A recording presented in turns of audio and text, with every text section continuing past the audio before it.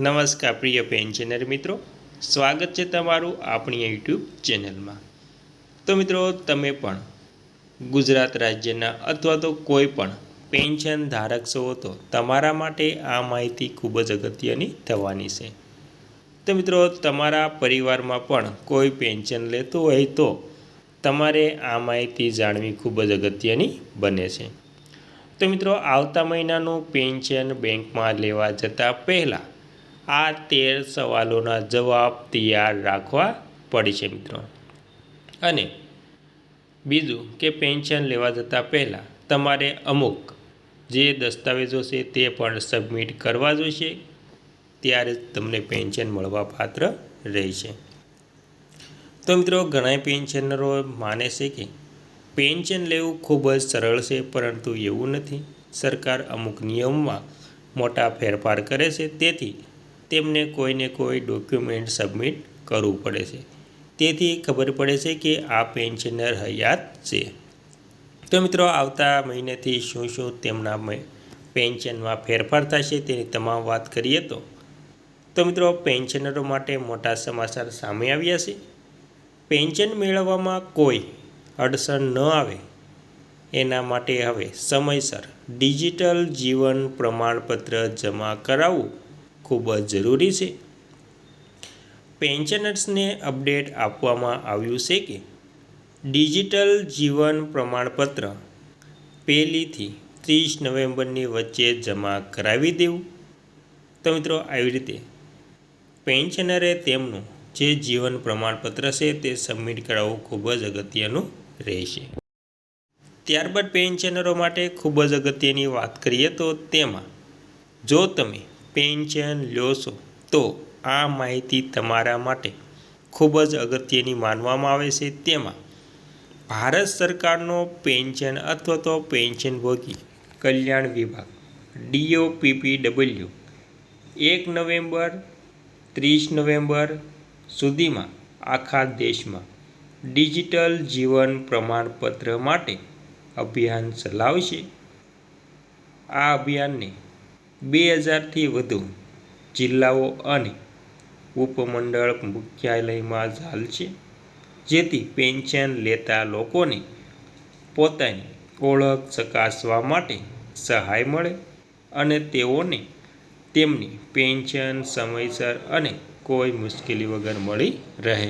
તો મિત્રો, આવી રીતે ગુજરાત રાજ્યના કે અન્ય કોઈ પણ પેન્શનરો જે પેન્શન લેશે તેમને તેમનું જીવન પ્રમાણપત્ર સબમિટ કરાવવું ફરજિયાત રહેશે, જેથી તે પેન્શનરોની ઓળખ રહેશે।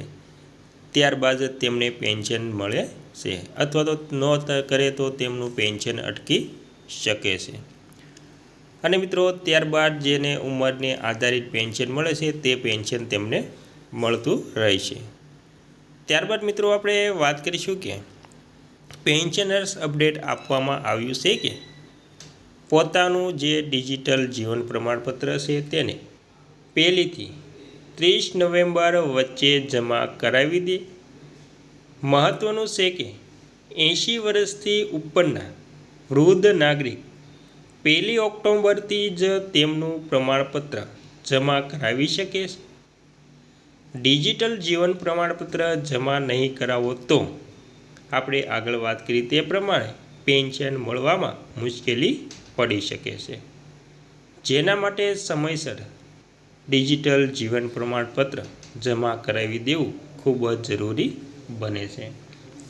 તો મિત્રો, આ પેન્શનરો માટે ખૂબ જ અગત્યની વાત હતી, જેમને 80 વર્ષ ઉપરના માટે છે। ત્યારબાદ મિત્રો, ડિજિટલ લાઈફ સર્ટિફિકેટ શું છે? તો મિત્રો, ડિજિટલ લાઈફ સર્ટિફિકેટ એટલે કે DLC એ બાયોમેટ્રિક અને આધાર આધારિત પ્રમાણપત્ર છે, જે દરેક પેન્શનરે વાર્ષિક ધોરણે સબમિટ કરવું જરૂરી છે। આ પ્રમાણપત્રથી એ સાબિત થાય છે કે પેન્શનર હજુ પણ જીવંત છે અને પેન્શન ચાલુ રાખી શકાય છે। અને સબમિશન માટે આધાર નંબર એટલે કે જે જીવન પ્રમાણપત્ર છે તેને સબમિટ કરવા માટે આધાર નંબર, નામ, મોબાઈલ નંબર અને પેન્શન સંબંધિત માહિતી જેમ કે પીપીઓ નંબર અને બેંક ખાતાની વિગતો આપવી ખૂબ જ જરૂરી રહે છે. તેથી તેમનું ડિજિટલ લાઈફ સર્ટિફિકેટ શરૂ રહે છે.